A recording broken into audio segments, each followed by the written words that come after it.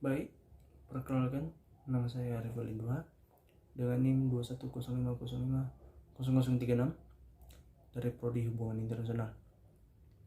Kali ini saya akan mempresentasikan materi konsep opini publik dari PPT yang telah saya buat dengan mata kuliah Pengantar Ilmu Politik, dosen pengampu Ibu Glori Yolanda Yahya. Baik, berikut PPT yang telah saya buat. Mata kuliah Pengantar Ilmu Politik, judul materi konsep opini publik, dosen pengampu Ibu Glori Yolanda Yahya SIPMA. Pengertian opini publik. Opini publik adalah pendapat kelompok masyarakat atau sintesis dari pendapat dan diperoleh dari suatu diskusi sosial dari pihak-pihak yang memiliki kaitan kepentingan. Dalam menentukan opini publik, yang dihitung bukanlah jumlah mayoritas, namun mayoritas efektif. Subjek dari opini publik adalah masalah baru yang kontroversial. Unsur-unsur opini publik antara lain: 1. Pernyataan yang kontroversial, 2. Mengenai suatu hal yang bertentangan, dan 3. Reaksi pertama atau gagasan baru. Pendekatan prinsip. Pendekatan prinsip dalam opini publik mencakup 4 hal. Yang pertama, pengukuran kuantitatif terhadap distribusi opini. Kedua, penelitian terhadap hubungan internal antara opini individu yang membentuk opini publik pada suatu permasalahan. Ketiga, deskripsi tentang atau analisis terhadap peran publik dari opini publik. Dan yang keempat, kajian baik terhadap media komunikasi yang memunculkan gagasan yang menjadi dasar opini maupun terhadap penggunaan media oleh pelaku propaganda dan manipulasi. Menurut Dan Nimo, opini personal terdiri atas kegiatan verbal dan non-verbal yang menyajikan citra dan interpretasi individual tentang objek tertentu, biasanya dalam bentuk isu yang diperdebatkan orang. Maksudnya terdiri dari kegiatan verbal dan non-verbal ini adalah kegiatan verbal itu biasanya diucapkan secara langsung yang betul melalui kata-kata. Jadi opini publik yang dalam kegiatan verbal itu semisal dalam suatu perkumpulan kemudian dia menyatakan pendapatnya tentang satu permasalahan yang kontroversial pada saat itu, dan untuk kegiatan non-verbal itu biasanya diapakan melalui surat terbuka atau biasanya dalam media sosial dia menyatakannya dalam update status ya istilahnya. Itu Bu. Kedua, opini dapat dinyatakan secara pasif. Itu kembali lagi Bu, opini dapat dinyatakan secara verbal dan dibubuhkan dengan kata-kata yang singkat dan jelas.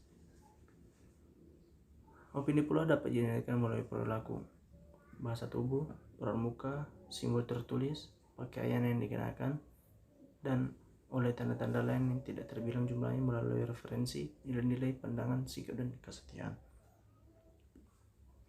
Nah, contoh dari simbol-simbol tertulis ini kayak seperti pamflet, kemudian pakaiannya seperti ya ketika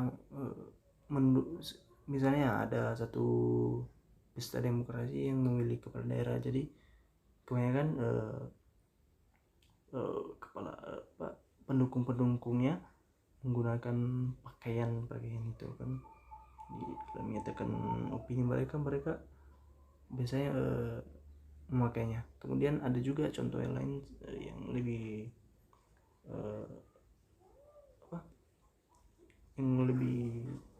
tepatnya seperti misalnya dia sedang mengkritik sebuah permasalahan yang sedang hangat-hangatnya di negara kita. Kemudian dia menghindarinya menggunakan baju, kan?